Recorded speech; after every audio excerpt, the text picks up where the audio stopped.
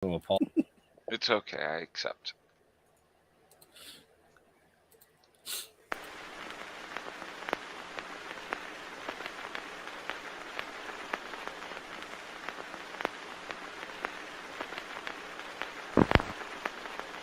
Every 10 or 15 years, a film is produced that is so overwhelming, so forceful in its impact, that it becomes deeply embedded in the mind.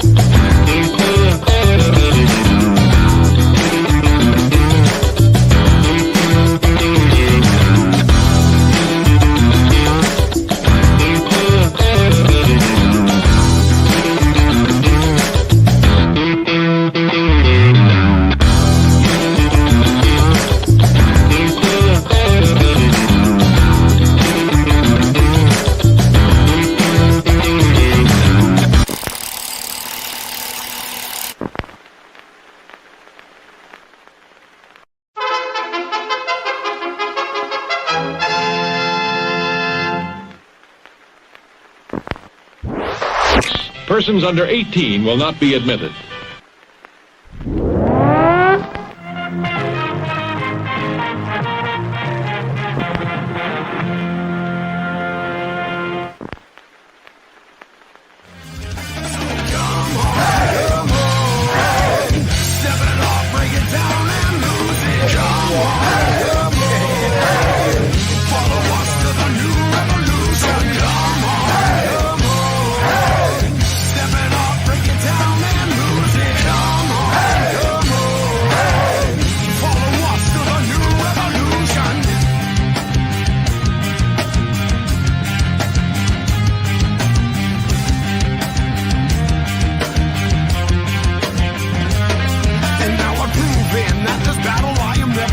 I'm choosing to ignore the cuts and bumps and bruises. I'm cruising through these haters, leave them looking stupid. They foolish if they think they'll ever hear my conclusion. I'm through with all these part-timers and their excuses. I'm bruising egos left and right every time I do this. I'm shooting for the top, no I'll never settle where you did. The future's in my hands, my grip will never loosen. My crew is ready to obtain the absolution, removing any doubt that we was ever fooling.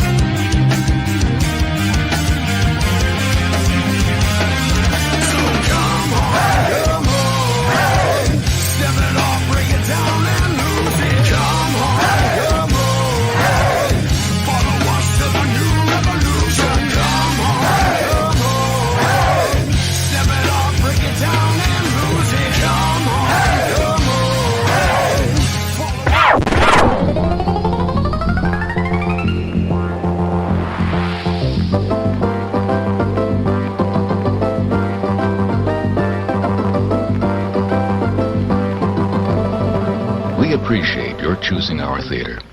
And to make this experience more enjoyable for everyone, we hope you'll refrain from talking during the show. Enjoy the movie. Thank you.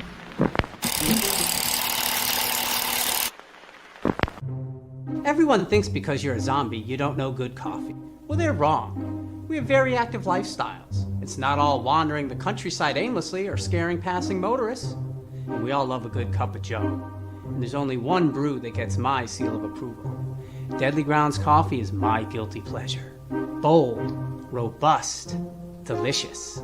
It's coffee that can wake the dead. With over a dozen different roasts and flavors, Deadly Grounds can satisfy the most finicky of coffee addicts. The aroma is so intoxicating. It brings all of my neighbors out of the woodwork. Deadly Grounds coffee. Coffee to die for and zombie approved. It's good to get a little deadly.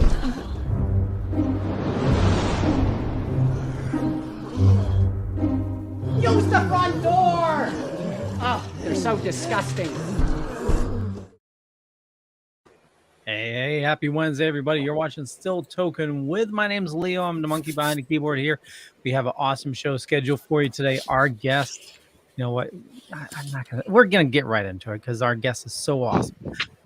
Jar Jar, actually, sorry, Ben. Oh, Ben. Wait a minute. I was the guest. Yeah. Wait a minute. I want to know how Jar Jar got on the screen before me. Hey. I That hit shit the don't wrong fly. button. I hit the wrong button. Yeah, you hit a lot of the wrong buttons a few seconds ago. Right?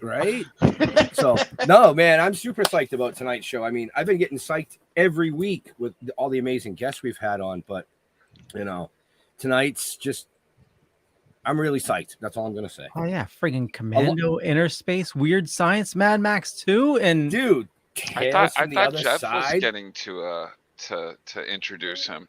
Well, Jeff, Leo, you sound like you're jumping the gun. You're like, well, I'm Right? I'm excited. I think Leo had a understand. dork moment. This is like a huge. Well, hell, if huge you want to get Still like Toking that, I mean, moment. you can be like, you know, Power Rangers, Time Force, as Resnick. I mean, come on. Dude, I'm psyched that you guys asked me to come on with you for this. I was like, why do you need me? But hey. Jar, okay. Jeffrey. Hey, happy Wednesday. I'm psyched. This is awesome. I'm not going to delay. We're just going to get right into this. I'm going to introduce our guest as Freddie Mercury on steroids.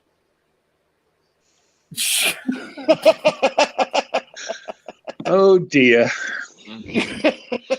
Let's bring it right into the gutter right when we start, huh? Mr. Vernon Wells, how are you?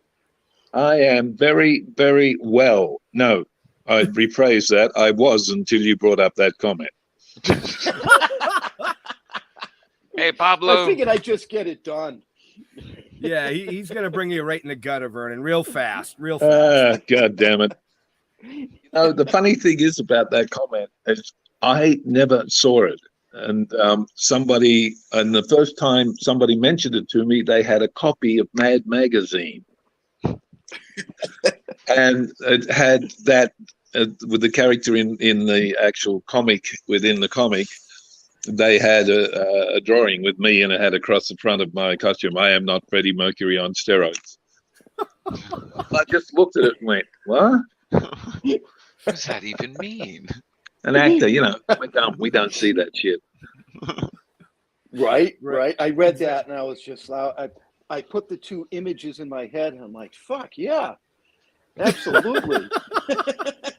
Hey, if you've got to be compared to someone, that's not a bloody bad start, I'd say. Oh, Right. that's fantastic. Absolutely. You know, considering the fact that you're also a singer, which we'll get into later. Yeah, my mother was actually a songwriter. She wrote for Slim Dusty and people in Australia, sort of country and western. And when I was born, she gave that away because you didn't have back then you didn't have a child and a career, you know, God forbid. And out of her children, I was really the only one that ever had an inclination to follow in her footsteps. So I thought that the best thing I could do was I'd go out and become a singer in rock bands, because my mother had an amazing voice, and I was fortunate I got a little bit of it. And so I started singing with bands, and you know, the good old sex, drugs, and rock and roll. In our case, it was sex and drugs. Nobody actually sang a lot, but What was the name of the first band? it was called Incas, I-N-C-K, Incas, E-R-S, Incas, Inc, I-N-C-K, I-N-K, like ink. Ink is ink. Which was sort of a garage band, I guess you'd say, with a group of guys. We all grew up together. Actually, Gary Anderson, who was big time in the heavy rock way back. He grew up like a block away from me, and we all went to school together, and it was like that kind of thing. We're all friends who knew each other, grew up together, and we started a band just for the hell of it. And it just sort of went from there. When the Incas sort of broke up, I just went into singing with, I guess you'd call them now, a studio bands. Okay.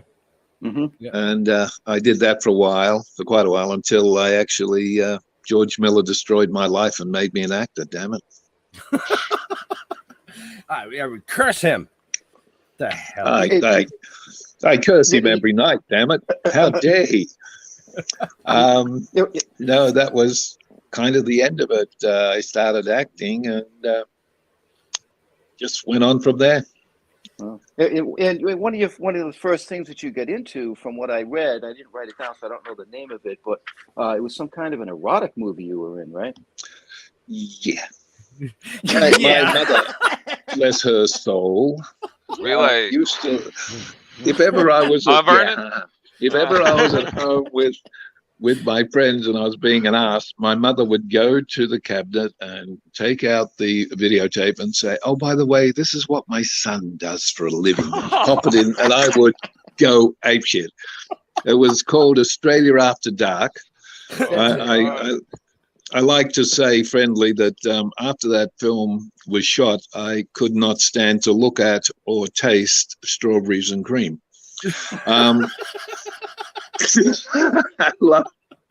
Sorry, Jeff. No, I'll wait until you swallow next time. That's what she said. Yes, but yeah, Hopefully. took a while to get over that. But yeah, that was the first thing I did way back. I never usually refer to it as a movie I did, but when we were doing a lot of the publicity for Commando, I remember we were somewhere over in New York, and the producer rang me in the hotel, and he said, "Got a question for you." And I said, "Yeah." And he said, "I thought Road Warrior was the first film you ever made." And I said, "It was." He said, "Oh." So I was flicking through the channels, and I just happened to see this bare ass going up and down in the frame, and I thought, God, I know that ass. And he said it was yours. So, and I went, oh, well, I don't consider that to be a movie, actually. That was just a lot of fun I was having. Why? And he said, oh, nothing. I just wanted to make sure it was our star.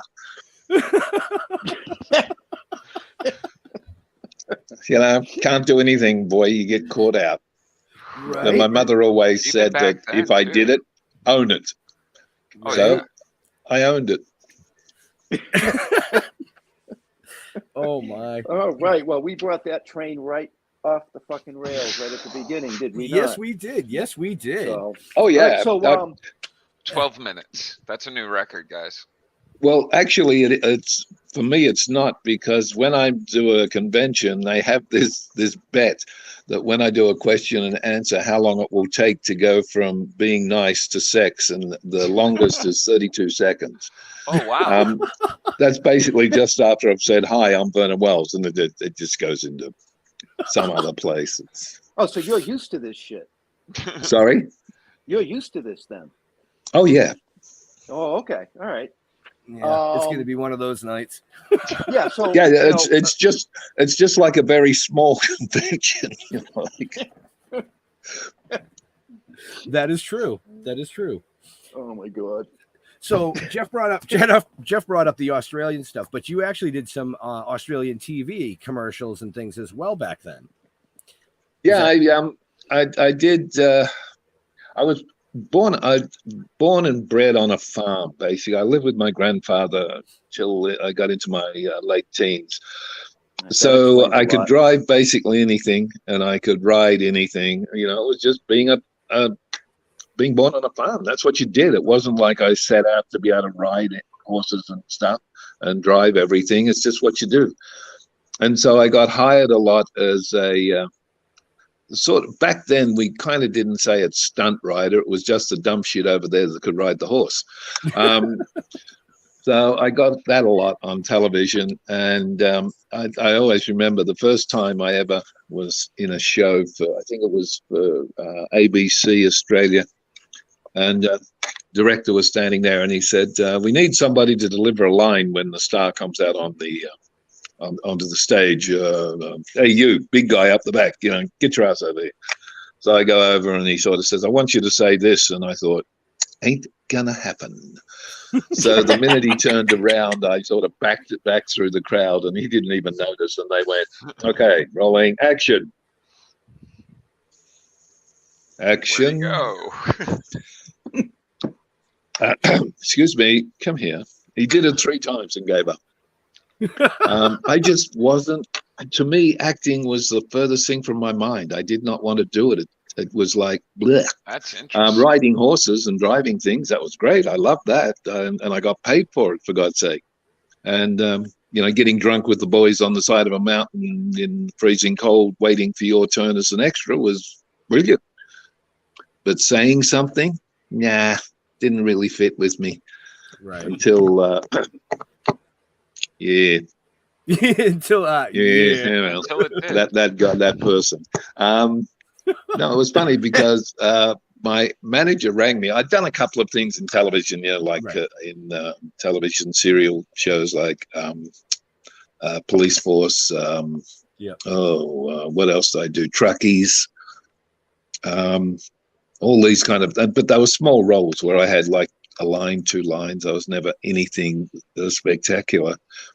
And after I got seen in a stage play by George Miller's girlfriend, Sandy Gore, she told him that she thought he should see me because they were looking for someone for Wes. Right. And my manager rang me and she said, this man, George Miller's coming down to see you. And I said, that's nice. Who is he and why? And she said, well, his name's George Miller and he wants to see you about a movie. And I said, oh, okay. Well, what's he done? And he said, have you ever seen... what's he done? His first picture, which was Mad Max. And I went, no. And she went, oh, dear God. I said, I'll tell you what, it's on at the drive-in at the moment. Go see it. Okay. So I went along the drive-in that was playing with, guess what? Steven Spielberg's first movie, Duel. And anyway, next morning, my manager rang me and said, so did you see it? And I said, yeah. And she said, great. What'd you think? I said, Duel was the greatest movie they ever made. It was so good. Can you give me a part in the second one of that? Wasn't kind of what she was wanting, actually. But even through that, I still got to play Wes. I don't know. George just wanted me, and that was the end of it. Right. And they liked you so much, they had to kill you off. Yep. But it was a fun way to go. Right. Oh, yeah. Dramatic fashion with that one. Yep. One of my favorite films of all time, actually. Yeah. Yeah, it was. It was interesting. Oh God. There he is. There was there's a little story behind me getting it. What are you doing with that blonde? The role. Now, see, that's from my favorite. Go ahead. Yeah. Right. Weird Science. Yeah. Commando. Yes. Yeah. Me and Arnie playing boys. Right. Yeah. Oh, there's Freddie.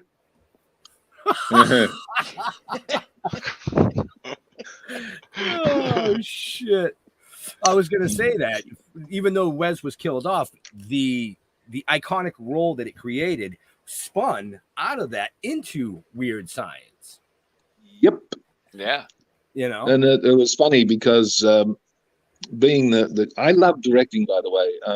After I finished Road Warrior, I went back. I'd started directing commercials, and I went back to directing because during the time that I was doing all the other crap to live, I got this thing for directing, and I was always behind the scenes, behind the camera, watching, asking questions, doing my thing, and it fascinated the hell out of me. And so I was back doing that, and Joel Silver rang my manager and said, we want him to come over and resurrect the role of Wes in this film. That's a kids' movie.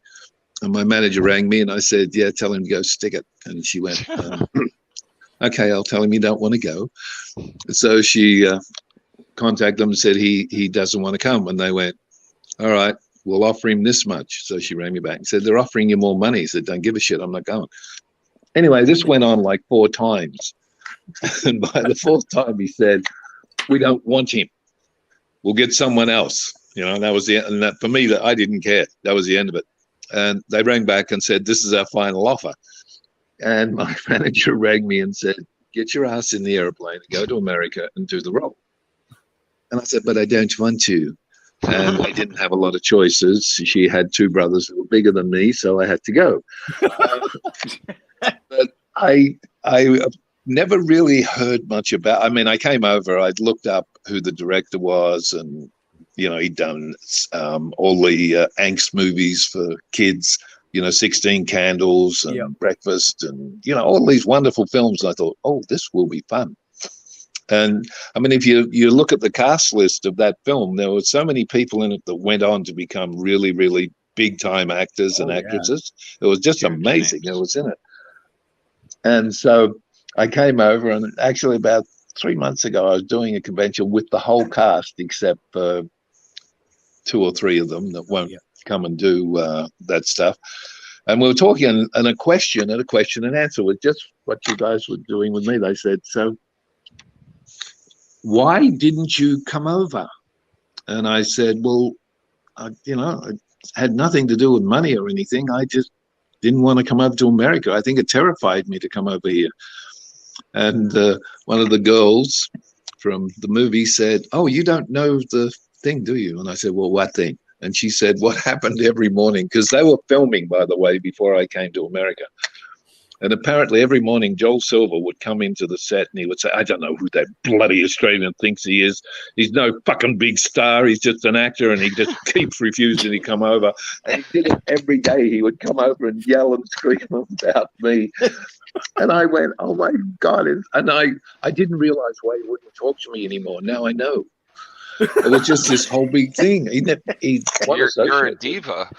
And it was just so funny that all I was being was me. I didn't want to come, you know, and the money didn't have anything to do with it. It was just, I don't want to go to America.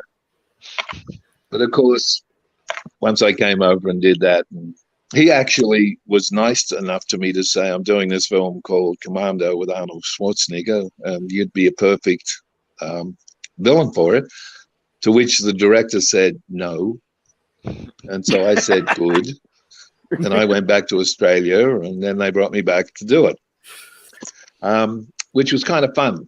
You know, I had a lot of fun with Arnie. He's like a big kid in a toy shop.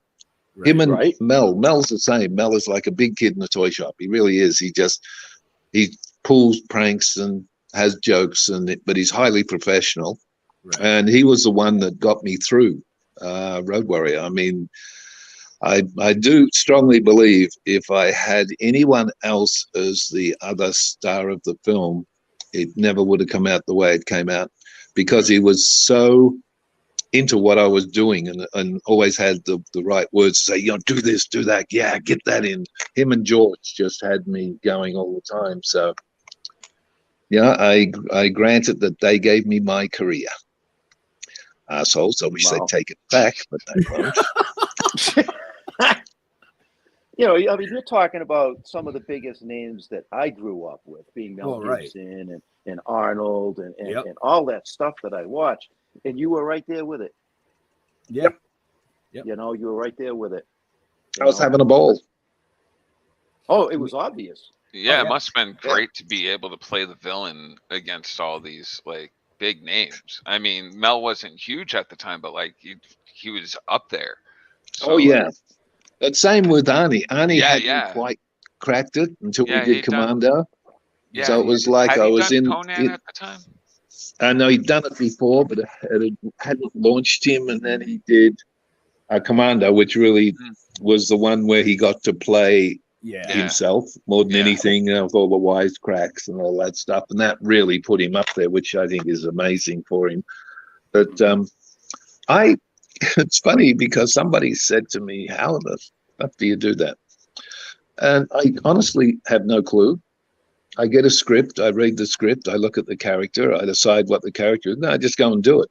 Right. And they get all flustered with me because I don't put in 6 months of rehearsal and go to 2 psychiatrists to figure out why I'm an idiot. I just go and do it. I have fun doing it. I don't know, I can find those really dark places that you can go to. That's the key right there. You just said it. You have fun doing it. And I believe if you have fun doing anything, it just it's a natural chemistry for you. It's funny because one of my favorite movies is a little movie I did called Savior of None. It's a beautiful little movie and it's really, really cool. And I was suggested to the director by a friend of mine who was doing the special effects.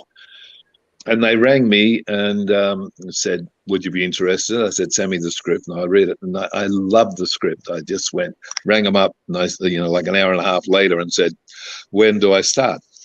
And he said, unfortunately, we can only afford you for one night. Yeah. And we're going to have to shoot everything in that night. And it's in a nightclub. And I said, okay, I'm cool. So I sort of got myself together with the character and I flew over up to Sacramento, and they were going to put me in a hotel to sleep for the day because we were actually working from 5 until 9 the next morning, nonstop. So it was straight through. Yeah.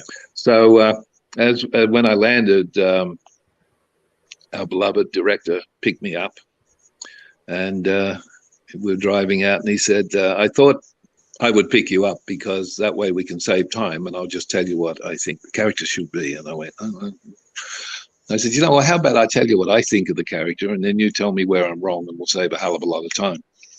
And he went, oh, okay. So I just sort of gave him my wondrous knowledge for about 15 minutes of where I thought the character was and who and why and when and where and the whole bit. And finished, and I sort of said, so what did I do wrong? Tell me and we'll fix it. And Brian was driving the car and he just sort of leaned around, looked at me and he went, fuck you. And I went, what?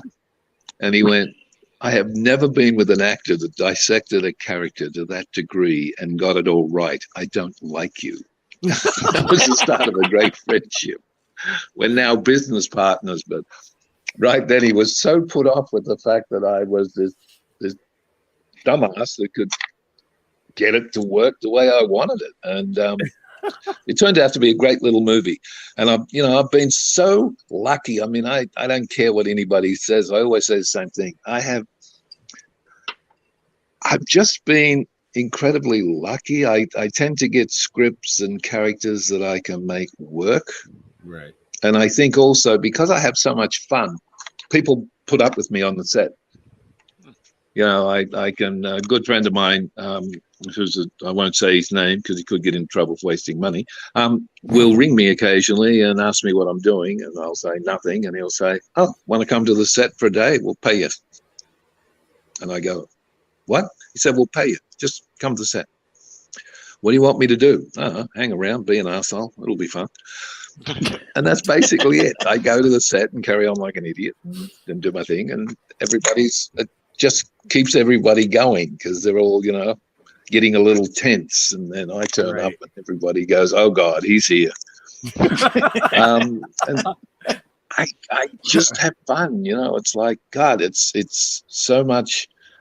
The movie I didn't have fun, not because I couldn't have fun in it, because I was a little concerned and also because it was very heavy. I did a film with Devani Pinn, if you know who she is. She's a very, very wonderful actress. And Devani and I did a film which is coming out soon called Frost, and there's only the two of us in it. That's the one that I saw the trailer for, yes. Yeah, and it's just the most amazing film. But she was 8 months pregnant when we did the film. And it's a really, I mean, if you saw the trailer, you know what the film's like. Yeah. And I said to her at one stage, I said, you worry me, sweetheart. You're 8 months pregnant, And she went, yeah. I said, why would you do the film? And she said, well, I thought if I wear one of those things that you put on that's a fake pregnancy thing. I won't move or react the same way as I will if I'm shielding a human being in my stomach. And I thought, wow, that's somewhere I wouldn't go. But that was Right. how she felt. There was because it's a close quartered thing inside a car, that the only way she could get that, she would, and that she did. She does it brilliantly because she's so protective of that baby. Right. Until she eats. I actually saw the trailer and I should have the screener this week for Frost, the one that they had.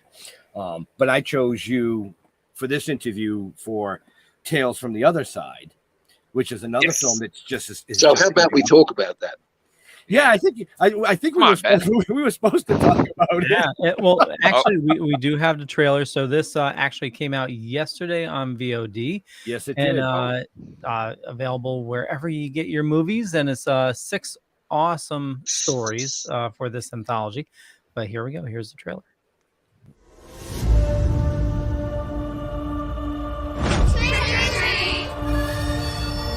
Well, that's been an uneventful evening. No way. That's Scary Mary's house. Who's Scary Mary? She's the town's oldest secret. An old witch that never leaves her house. Oh, hello, sweeties. Every story you've ever heard has its roots in the occult. Do you know those kind of stories? Oh, I know all kinds of stories.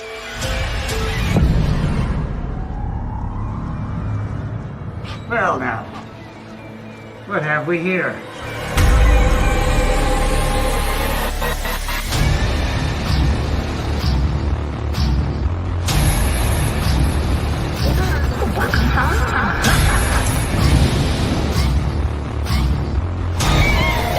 This train was clean!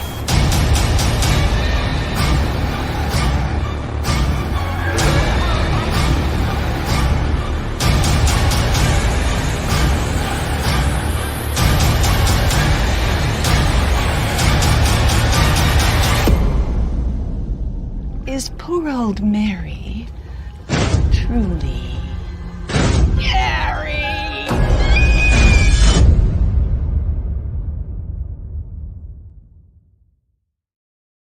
And Tales from the Other Side is out on VOD right now. And actually, we have a couple other ads going on. Here we go. But before you play the ads, where can they find out about our amazing guest? In the show notes up above or down below, depending on where you're watching or listening to us. All the links are right there. And yeah, there we go. Thank you for supporting Actors and Others for Animals. We started a long, long time ago.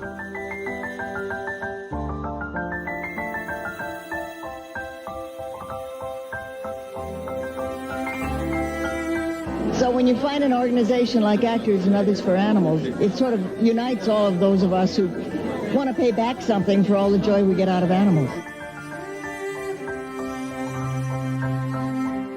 Please keep up the good work. Believe me, it's deeply appreciated.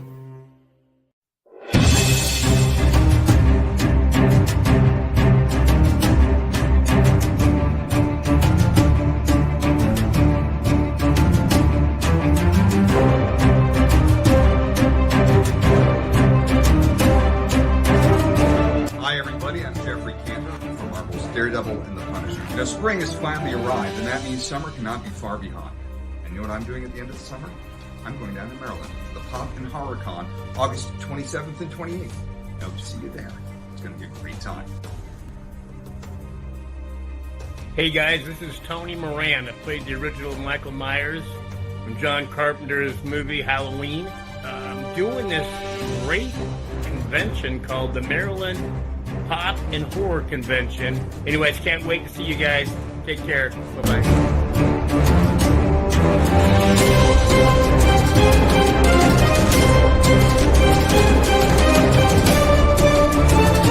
Hey kids, George Lowe here, voice of TV's beloved Space Ghost. And you know what would be horrible and horrific and really scary? To miss Maryland Pop and Horror Con.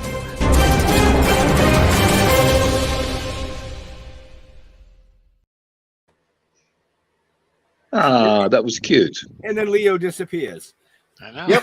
That was weird. I know, right? I think Vernon scared him. I think that's what it was. So, speaking of cons, do you have any coming up in the near future where people can come see you? I believe I fly out on Friday to Tampa.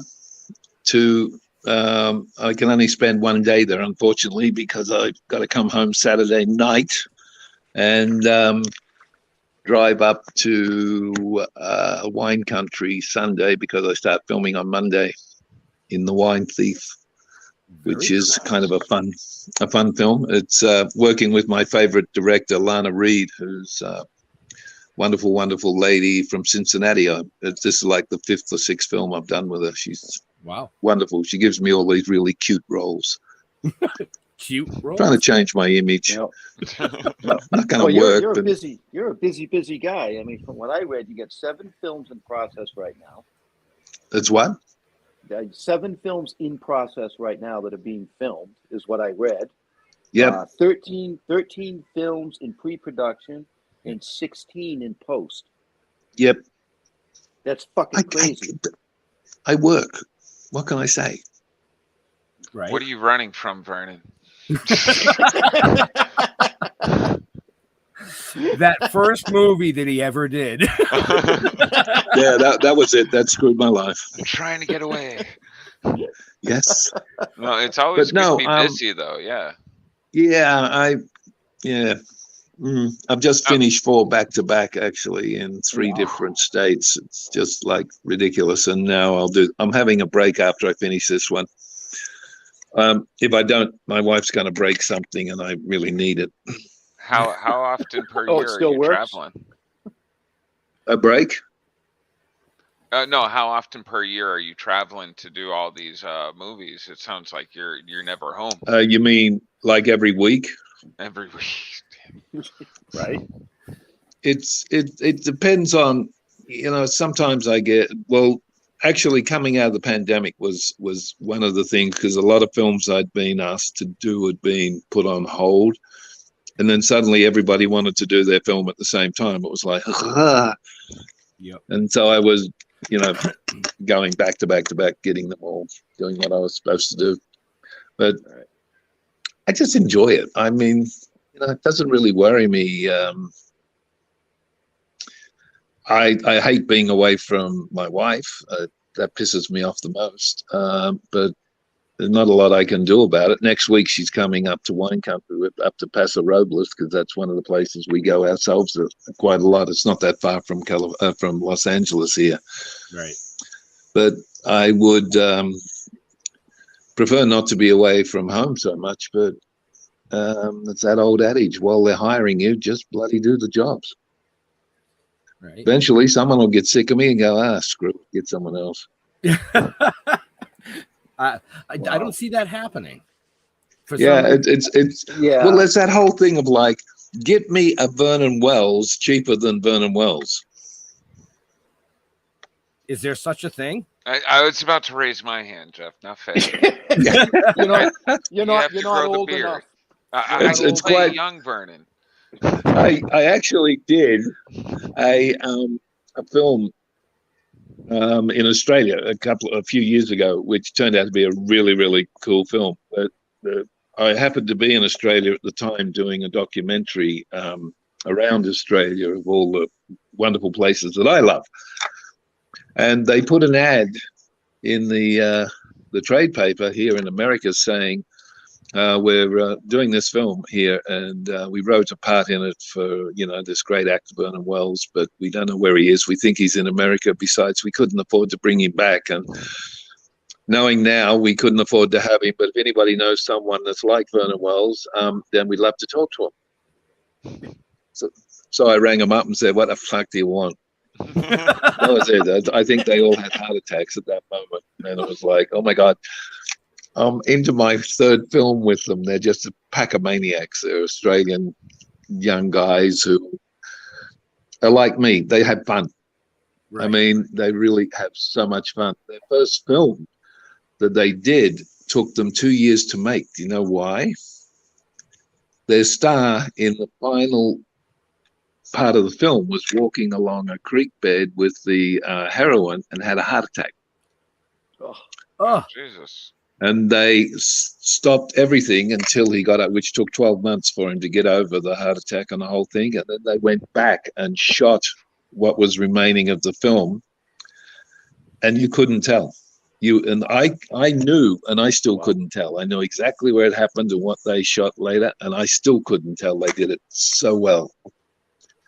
They were so good, but they're a lot of fun. I'm supposed to be doing a film with them later this year, which should be good. I'll sneak into Australia because the government knows I'm coming. They'll probably put me away. I don't know. Never know what they're doing over there, bloody Aussies. They got the jacket already. Yeah, they're waiting in the airport. Here he comes. All right. That's him right there. Get him. Yep. Yeah. Now you've Put him also away. done a bunch Damn it. of you've done a bunch of cameos in some of my favorite shit when I was growing up. MacGyver, Jag. Oh yes. You know what I mean? Knight Rider. I mean, the Fall Guy. Really? Right. I loved all them. I loved working with the boy when we're doing that. And MacGyver, I love working with him. Actually, the funny story about that, we ran into him one night it was pouring with rain, and we're up at the local supermarket, and we're walking out, and he was walking in, and I saw him, and I said to my wife, "Oh, look." And she went, Ricky Dean Anderson, I'm going to go over and say hi. I worked with him in the film. She went, he won't remember you. Don't you make a fool of yourself. And I went, no, I'm going to say hi. And she went, I'm not waiting around to see you be an idiot. And she walked out into the pouring rain. And I walked up to Ricky and he went, Vernon. We're chatting. He said, how are you? I said, great. He said, what's happening? I said, I'm married. He said, oh, wonderful. Your wife with you? I said, she'll be here in about 12 seconds. This little figure walks through the door, soaked to the skin, and walked in. I said, that's my wife. She didn't think you'd remember me, so she left. And he cracked up. He thought it was the funniest thing. But, yeah. But you do always, like your women wet, apparently. I do. Wringing wet. Then I can dry them out. Right. Can we just start on something else here? Huh? I know. We can't have a straight conversation. It has to go to sex. Damn it. So, let's I'm going to blame Vernon for that one. No, I want to talk a little bit about Tales from the Other Side, which Yes. I watched in its entirety today. Last Minute Charlie, Why? I stopped after the second clip and I said, oh, Vernon's in this one. I don't have to watch the rest. Oh, no, it was awesome. man. I watched the whole fucking thing. It was great. I'm just kidding. I actually No, watched the whole great. thing because we have another guest coming on in a couple of weeks that actually is in one of the further episodes. But Yes. Right. Continue, Jeffrey. I was surprised at the character that you were playing in that, to be honest with you. The segment was called Flicker, right? Yep. And you play a Cemetery keeper? A cemetery keeper? keeper? Yeah, there you go, right there. Yep. Leo's listening. Yes, he is. You came on the screen and I was like, fuck, man, that scared the shit out of me. Fucking, dude like that. The fuck black suit. It was awesome. The character was so much fun because when we were setting up to do it, and I mean, they're shooting that opening scene where people get buried. Of course they are. Right. In the cemetery. And he said, what do you want to do? Because we just want to introduce you. And I said, well, I'm coming up to say hello to him. And he said, can you put your hand on him? And I said, sure. So that was how that came about. When I came over, I put my hand on his shoulder and he spins around. I just said, are you looking for a job? Come with me. Wow. And it's this hard thing. And I loved it. I had so much fun doing it. Yeah. When that appeared on the screen, I got shivers up my spine because the first thing I thought of was that fucking freaky dude from Phantasm. I love it. See, now, it was just, I love the end of it where, after he goes, when I'm talking, yes, the last one we had, he just sort of vanished. I don't know why. We'd like someone that will stay a little while. And call this home. Yeah. Yes, and call this home. Yep. It was just so nice, and the director was great, and the whole thing was just so nice. They were all young kids having a lot of fun. Right. And I love that. I love working with people like that because it's that whole thing of payback. You know, I'm successful and I'm extraordinarily lucky, and I like to give back to the younger generation that's trying to come up. You know, do something to help. I mean, God, you know. See, Jeff, we should have started filming 20 years ago. Maybe he would have helped us. I mean, now we're old. We're not a younger generation anymore. No. Yeah, now he doesn't care about you. No, you don't care. Totally wouldn't have. No, I would have gone. Yeah, well, that's a dead end street. I don't want to walk in. Wow. Yep. So you've seen the show. Actually, talking about that, George, I was in Japan when they were doing the release of Fury Road, and they had some of the cast from the original, then me, and they were doing Fury Road, and they were doing question and answer, and the scuttlebutt was that George may turn up, and he did. He came on stage when we're doing the question and answer, and after we finished, we all went out to dinner. While we're at dinner, I was sitting beside George, and I said, "George, can you answer a question for me?" And he said, "Sure." What? I said, "After you did the original, you could have had anybody you wanted to play Wes. I mean, it was successful. Everybody loved it. I mean, you probably had people knocking down your door." And he said, "Yeah." I said, "Then why did you pick me? You know, I'd never done a movie. That was my first film. I mean, you had a lot of faith in something because I could have fucked it up." And he said, "Yeah, but I knew you wouldn't." I said, "Uh-huh.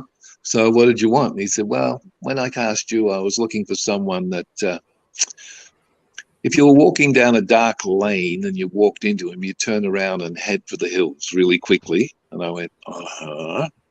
And he said, "I needed someone that if I said, jump onto that moving semi-trailer with 12 sets of wheels that you will probably get crushed under, you would go, okay, because you weren't jaded by the business." And I said, "Yeah, that's fine." And I said, "What was the third one?" And he said, "Well, I needed someone that once they put that costume on, every woman in the audience would go, oh, I could fuck him." And I went, "You got the first two. You kind of missed out on the third one, I think." And he went, "No, I missed out on the first two. I definitely had the third one." Oh, God. I've never had that in my life. It's like, you have no idea. At one stage, people would just say, if you will wear that cut, I was like, Right? So tough. Yeah, they keep trying to get me to wear it at conventions, and I keep getting out of it by saying I'm sick or something. It's one of those things that, yeah, it haunts me. It sits in the closet and it barks at people. I mean, dear God. You put that on, and half the people at the convention would be like, "Oh, look, Freddie." Yes. Yeah. Freddie's back. Damn it. You keep that up, Jeff. He's just going to purposely fly to the East Coast just to kick your ass. He does not know where I live, but I would welcome it. But I do know where you live, and I would videotape it. Well, first of all, you'd have to get someone to lift my leg. But apart from that, I get a dog for that. You know, I am now. It's amazing what $20 will get you. I'm suffering from every dumb shit thing I did in my life now. Like, God damn, I never knew that would hurt so much when I got older. Right? Oh, is that what that was? Oh, yeah. But it's fun. I enjoy. You know what? I just have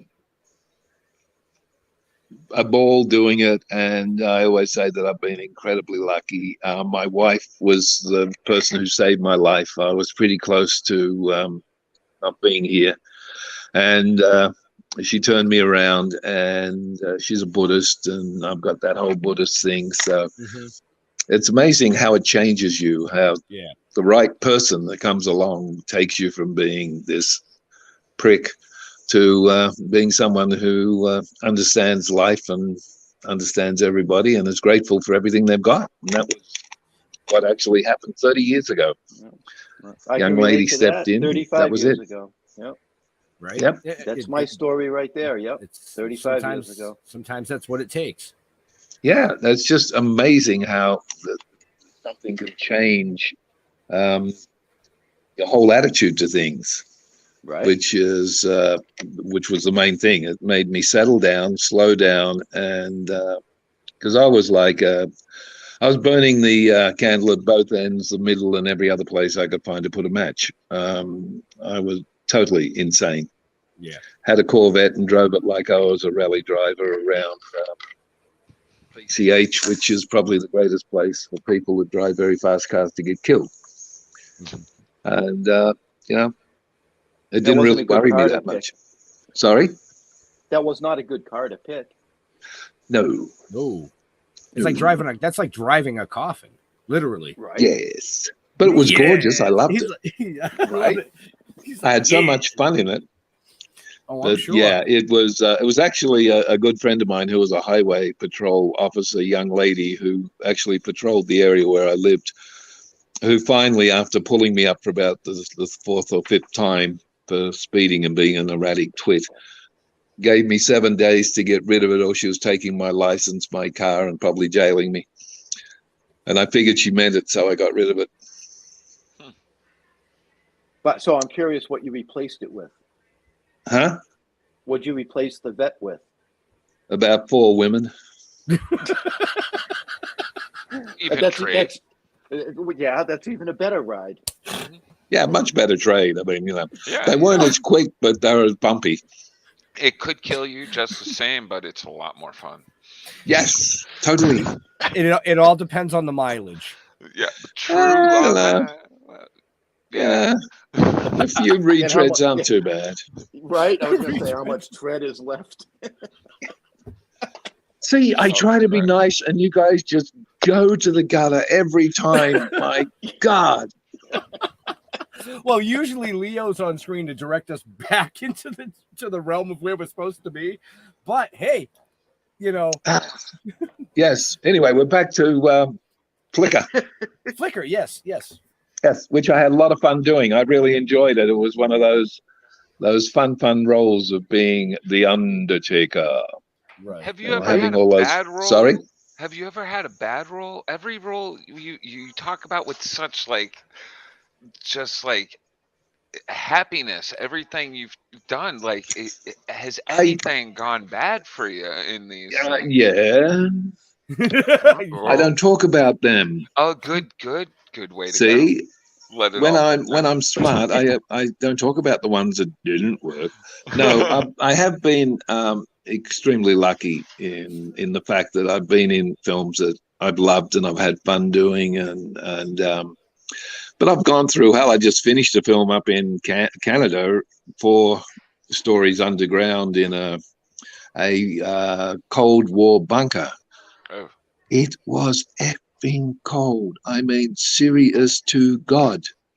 I froze my tiny little Watsits off every day. God, it was cold. But it was a great movie. Had a lot of fun doing it. All the people in it with me were total lunatics. It was fun. The director's a total idiot. But that's what made it even more fun.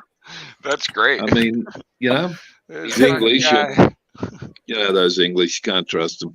Do you want to plug that movie? Are you allowed to plug that movie? Not until it's done, I can't, no. Okay. I got asked nicely not to. I think with a gun pointed at your head when they say, don't. It's a nice way of asking me not to do it. Right. I've got to be nice. But I can talk about Sally Floss, which I loved. That was a great trailer. I just watched that tonight, too. It is such a cool movie. When they asked me to do it, I said, it sounds really cool. Sally Floss. Okay. What is it? And they said, it's a kid's movie. It's a series of children's books. And I thought, where would I fit? And the producer said to me, "You're her uncle." My grandfather. And I went, "What?" He said, "You're playing her grandfather." And I went, interesting. And I had, again, Jar Jar, so much fun doing this movie, playing her grandfather, that it was unbelievable. I was in fits most of the time. That's I just loved it. Well, you were a That'd be typical great. grandfather. There was arrogance and that grandfather thing, and that's you. Yeah. That's your character. It was perfect. Yep, I loved it. It was just so, and apparently, I don't know if this is true or not, but somebody mumbled that they may be doing another, because it's a series of 6 books, I believe. And if it worked when it comes out, if it's successful, they're going to do another one, which would be really keen. I'd be in there in a second to do it. I loved it. So it's I've been fortunate in a lot of what I've got. I could list. I did a wonderful film. I don't know if you've seen it, called Trouble Is My Business, which a gentleman called Tom Conkle shot, and we did it as a film noir. It's in black and white and in color, but the black and white is how it's supposed to be seen. And that was all done on a green screen except for like 4 shots, and it's just the most amazing film. And I get into things like that, and a lot of it's because like Deveni in Frost, she had worked with me probably 3 years ago, and her and I were together in the film for like hello goodbye, basically.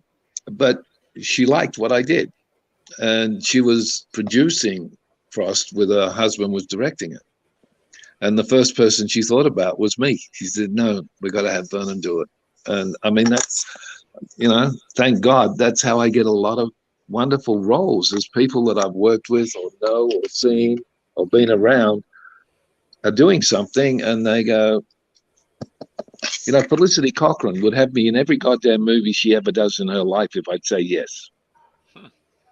She just like, "I'm doing a movie." "Yeah, I don't want to do it." But we turn up in movies together and have a lot of fun. We did one called Berry. That's Bear, Grr, E, which is totally the most hilarious thing I've ever done. And a lot of fun. It's just, I enjoy them. I really enjoy what I do, and I always made a deal with myself the first time at 4 o'clock in the morning when the alarm goes off, that I roll over in bed and go, "Ugh, do I have to get up and go to the set? It's over. Right. It's finished. 100%. You're not While having I fun can get up anymore. and go, yay, another I'm going to the set, I had to make all these arrangements so I could go up and do the show at the weekend for one day. I had to beg the people because they had me booked for 2, and unfortunately the film I'm doing got pushed. So I had to I could say, no, I can't do it because I'm filming, and I didn't want to do that. I wanted to try and be nice, and it took a hell of a lot of finagling to get them to agree to letting me come up for one day. But I don't mind doing it because I just love, I'll be on the set on Monday working with all the people I love. I've done 5 films with them. I love them. They're great crew, wonderful director, and I have so much fun with them, and I look forward to it. Right. And that's the part I like the most. From what I read, you're actually directing a documentary right now, aren't you? Oh, yeah. I'm directing a couple of things at the moment. Not because I wanted to, because I had a big mouth and my partner decided to put my foot in it for me.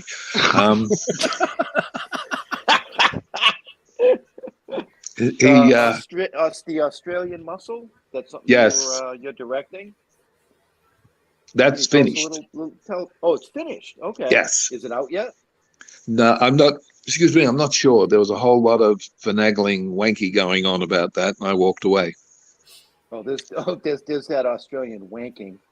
Right. Yeah, bit wanky, yeah. It was a bit wanky, huh? So I really didn't want to be involved in all that, so I walked away from it. I'm not sure when or if or how, to be honest with you. Okay. All right. But if you check the show notes up above or down below, because Leo's not here, I figured I'd Where throw that in is there. that Ginger? You know, you'll find out a ton of great things about our amazing guest tonight. You can follow his social media. You can check out all the upcoming movies. Just do it. I mean, that trailer, by the way, was awesome. That they played right, or Leo played right before the. Oh yeah, commercials. I mean, send me a private message, and I'll shoot you the screener. Oh, I know what happened. Yeah, if you want to have a look at a couple of things I've done, which I'm very, very proud of. One of them is it was done as they originally did it as a proof of concept. It turned out so well after it was edited and they put music to it and did the effects to prove that they could do what they wanted to do, that it's now the first 20 minutes of the actual film, but the short has won 27 first prizes in film festivals all around the world. Holy crap. It just turned out it's called Fear of the Woods. And that's similar to the movie I love. No, it's not. It's kind of like that, except it's an 8-foot bear. But you could do it if you wanted to. 8-foot bear, 8-foot. Talk to it kindly and tickle it under the. But no, it's anything it's in the one woods of is those, up my alley. Oh, I'm sure it is. It's a horror film. It's great with a bear. It's like I'm going to say the name of the movie. One of my the newest all-time favorite horror movies, comedy / Don't Fuck in the Woods. If you haven't seen it, see it. It's hysterical and gross at the same time. Yeah, this one's got a little bit more, Probably more ooh to it. But no, it's the shorts up there on the internet, and it's really the photography, the acting. There's only 3 people plus a bear in it. The 2 other people, and we shot it in Sweden. In winter, in about 3 feet of snow, and there's parts of my body that still haven't thawed out. It was so bloody cold in that snow up to my asshole. But what kind of bear? It was worth it. What kind of bear? It's a grizzly. Oh, it was a grizzly. Oh, okay, it's real. Cool. Oh, wow. Yeah. Cool. It's Yeah, 8 I foot. just wrote that down.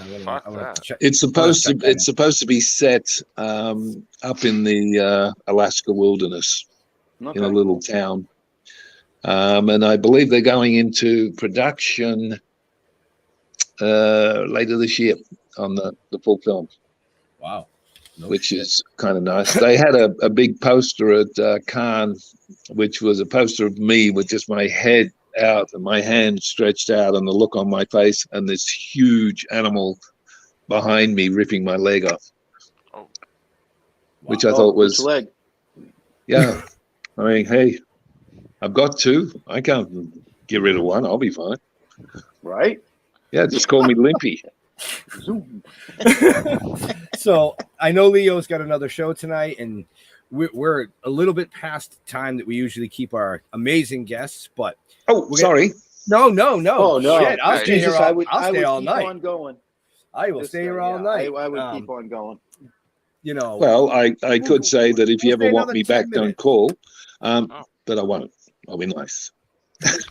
Oh, is that what it is? Oh, wait, that's your call sign. Yeah, call sign. Hey, Robert, baby boy.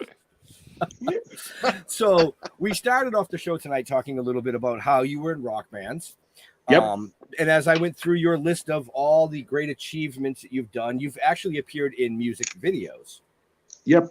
With a very, very famous heavy band, and that would have been Slayer, where you were in You Against You. How was that? That was Felicity. She was casting that, and she got all the 80s iconic villains to be in it. And it was funny because I didn't play an iconic villain. I played the warden. And I get killed by the guys breaking out or breaking in, whichever way it went. And they did 2 of them. They did one it was a 2-part. Yep. And Slayer told her she had to bring me back and put me in the second one because they wanted to have more fun with me. That's So I got to be in both of them, which was kind of fun. I really enjoyed it. Totally out of control band of lunatics. Yeah, they definitely were out of control. Yeah. But it was one of those bands that I grew up listening to. So when I came across that in your credits, I said, "Oh, I went back. I watched the video and I'm like, holy shit! I never didn't click, didn't register, folks, didn't register." Yes. Apart from being on the walls of toilets, I'm in most things that you'll see, including erotic films. Yes. Yes. I just realized that the ginger Leo is not here, so I have to ask the question, Vernon. Yes. Do you collect anything? I had a great collection that my wife disposed of because some of it was just a little weird from different films. But I tend to get nice things. Like I've got a great sword collection from because I love using swords in my movies if I can, and especially Japanese swords. So I tend to have a nice collection of them. I have a square pig from one film I did because when you've got a spaceship, stacking square pigs is better than round ones. And so I have that. And I had a jar that had a fetus in it, which vanished for some reason. I have no idea why. Maybe the child was born. Got up and walked away. But I have little things like that. I have different bits from the series, the kids series I did. I have the whole headpiece and everything. Nice. But and I have, fortunately, I have the actual costume I wore in Mad Max. George gave it to me when we finished the film. Yeah. Do you have the one from Commando? And I have the one from Commando. Do you strut around in the house in them? Right. Oh, totally. Yes. With little tidy whities. Yeah, I wear it to bed just so I can feel good. I love that. Look out, he's here. He's up in the left-hand corner. Oh, we're in trouble. I didn't do anything wrong. It wasn't me. I know. For those of you watching, I have a massive headache, so that's why I pop in and out. Actually, Vernon, I wanted to make sure. I'm shocked nobody here asked. We saved it for you. Oh, I read a very interesting story how you were picked for Commando. Oh, yeah. Originally, when as I think I said just in passing, when Joel Silver took me to meet the director, he didn't want me. He had someone in mind, and that was the end of it. And I really didn't care because I was happy to go back to Australia. And about 3 months later, I got a phone call saying that we have a ticket for you at the airport. Get your ass on a plane. You're coming back to do Commando. And I never did and still don't know who the actor was that was cast in the role. But after about 3 or 4 weeks, it didn't work. He was always pushing Arnie. He would do things like he would go in and destroy his trailer and leave signs on the windows saying, "I'm after your ass." All this kind of thing. I guess he was a method actor. I don't know, but it pissed Arnie off to the point where he wanted to just quit the movie. So they brought me over. And also the other thing was, as far as I know, apart from all that crap, was that he was taller and thinner than I am. And Arnie was very afraid that in the final fight sequences, it would look like he could beat him without trying. He needed someone that actually looked like they could possibly kick his ass. And so that was another thing, part of it. But a funny aside from that was the first day I was there, I was very tired, flown in from Australia. They'd shaved my head, shaved off my beard, made me look like Freddie Mercury, and stuck me in a costume that really didn't fit me because it wasn't mine. And I walked onto the set, and I work differently to some Americans. I tend to watch where everything is, like the camera and the lights and everything, so I know where I've got space to do things.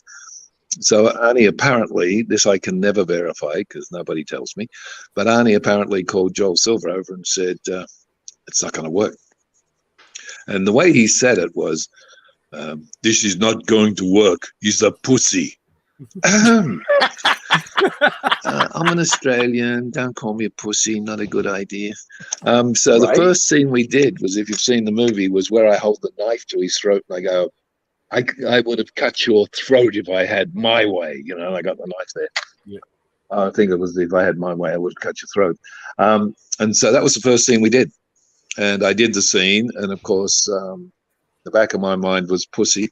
And I leapt on poor Arnie, who was chained to a table, and shoved this knife as far up his as I could get it, and delivered the line. And the director said, "Cut, Brent, wonderful." And Joel apparently walked over to Arnold and said, "So you want to recast? I mean, what do you want to do?" And his comment was, "Do not ever give him a real knife." That was it. We became really good friends. We had a great time. I in prep for today, I found a really old interview of Arnold talking. It was like a daytime show or something like that, saying where, you know, he needed somebody as intimidating as, you know, as he would be, and he saw that in you, and I thought that was just amazing. Right. He also said something actually nice about me. He said he's the nicest, cuddliest guy while he's on the set. And the minute they say action, he becomes the greatest lunatic God ever created. And which is true, because I don't act while I'm not on camera. Right. It's I just don't know how to. I just wander around being an asshole. And then when they put me in front of go action, then I do what I'm paid to do. You know, I'm not paid to do it while I'm wandering around. Yeah, I always remember being on the set of a film where I had to rape this dead body. Oh boy! And they shot all the wides, and the director came in. He said, "All right, we're going to do your close up." And I said, "Okay." And we did the close up, and he said, "Cut." And he looked at me and he went, "Only time you fucking act is when you're in close up, isn't it?" And I went, "Yeah. Why?" To me, it was, you're 3 miles away from me with a long lens. How the hell are you going to see who it is? Right. Could be Joe Schmo for all you know. And when you come in, then you know who it is. I do my job. So, yeah, it's fun. I tend to upset a lot of people, mostly people who do interviews with me. I don't know why. I don't think you upset anybody here tonight. No, you just changed. Yeah, no, but my whole image of Vernon has changed tonight because his first screenshot was his ass. Well, that's it. Yeah, that's what my wife said. You got the greatest ass. Every time we go hiking, she walks behind me and she goes, "Oh, you still got a great ass." Like, oh, for God's sake, woman. Well, God bless you, because my wife says I have no ass. Well, I'm sorry. I played football. I play ping pong. No. Yeah, it's. I'm not going there. I'm just going to be nice. But yeah, I'll play the gentleman. I'll take the high road. Oh, this has been so much fun. Oh yeah, absolutely. I've had such a blast. Oh my God, I've had a ball too. Anytime, guys. Seriously, if you want me back on after I've done something dumb, just get her dibs to contact me, or you guys can contact me direct. You know where I am. Do you play Dungeons and Dragons? And I'd be more than happy to come on and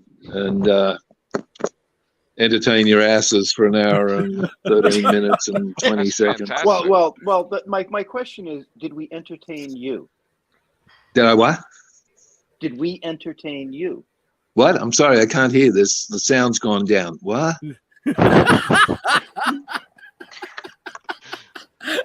Okay, Jeff. Technical difficulties. Yes, I've had a ball. Nice. No, it's been great. No, it has. I've really enjoyed myself. It's been a lot of fun. Excellent. A lot of fun. Leo, you were going to say something? No, I was going to say, you know, I do a different show on Mondays. I'd love to have you on, but I can get that information to Ben if you're interested. So this Monday you couldn't because I'm filming, but the Monday after you could. Sounds good. Yeah. Or the Monday after that, or the one. Unless he's filming, and then you're screwed. So yeah, just Sounds Give good. me a buzz, He- as they say. Yeah, He's call good. me. Yeah, he's good with you, Leo, my because people. you haven't been here all night. I've been here. I've just been off screen. Yeah, and we just kind of this show just ran rampant, man. It was going in the right direction. We were talking about the right things, and all of a sudden there was sex again. All of a sudden, it was just like back in the gutter. You see what happens? That's what happens when you leave Jeff and Vernon to themselves. I'm just telling you, Leo. Just saying. Just saying.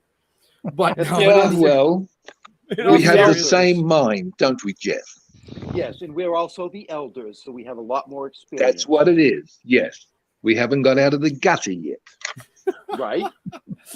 So And proud of it, damn it. God damn it, that's right. Yes. With that being Mad as said, hell we're not taking Leo told me that he canceled his other show for tonight, so we can keep Vernon as long as we Oh, want. you did? Vernon's like, oh, hell no. No. I'm ready to go. What is the time? I can't. I've got another interview in No, that's fine. No, 10 minutes. I still got. No. I got to eat my dinner. So on that note, Yeah, we'll wrap things up. I want to wrap thank things everybody for watching this fine evening. Tales from the Other Side is out on VOD right now, so definitely check the show notes up above or down below, depending on where you're watching or listening to us. And you can find everything there. For me, just Google Leo Pond. You find a bunch of stuff. Could be true, could be not. I'm not going to say which is which, but I run a little thing called the Dorkening Podcast Network. We got about 40 shows on the network. There's a ton of awesome people doing a ton of awesome stuff. Head on over to thedorkening.com, which you can find all the latest episodes for all the shows there. And with that being said, Vernon, where do you like interacting with your fans on social media? Do I like it? Do you like? Do you interact with any fans like on Facebook, Instagram? Yes. If people write to me, I ignore them. No. If people write to me, I answer. And if I'm busy, my wife answers for me, and nobody ever seems to think it's not me. So what the hell? No, I love my fans writing to me. I always answer and answer their questions as best I can. So yeah, social media is cool. Okay, I don't understand it, but it's cool. As long as it's there, that's all you need to know. Yeah. Jar Jar. Check me out Jar Jar. on all the shows of the Dorkening. Let's see, Splash Pages, Creator Spotlight, whatever the Wednesday show's called, and come check out Comic Book Lovers Buy Sell Trade Auction House over on Facebook, and I'm Jar Jar Jeremy and all that other stuff. Thanks for having me, Jeffrey. Oh, is it my turn? Oh, sorry. I've had so much fun, Vernon. This has been a ball. You want to follow us? Just go to stilltoking.com. You'll find everything you need to know. All our social media links are there. Token with the Dead on Facebook. Stay away from my personal Facebook page. Maybe I'll interact. Maybe I won't. I have trouble interacting with myself sometimes. But I do want to say, Vernon, just hang out while we close the show out, because I got a question for you after we're not live. Okay. Okay, yeah, there'll be a really, really short musical segment. It's like 10 seconds, something like that. Also, I just really quick, I wanted to shout out for Jar Jar. Thank you so much for covering for me this evening. It's greatly appreciated. You're a good friend. Thank you. And Benjamin. Yes, thank you to Jar Jar for jumping in tonight, and for all you watching, Jar Jar will be co-hosting next week's show because Mr. Jeffrey will be on vacation. So make sure you tune in next week. To Vernon, thank you so much for coming out and spending time with us. We had a blast. To all our veterans and first responders, we want to thank you for doing what you do every day so people like us can do what we do. Stay safe. We'll see you next week. We're out of here. Catch you guys later. And where's the damn button?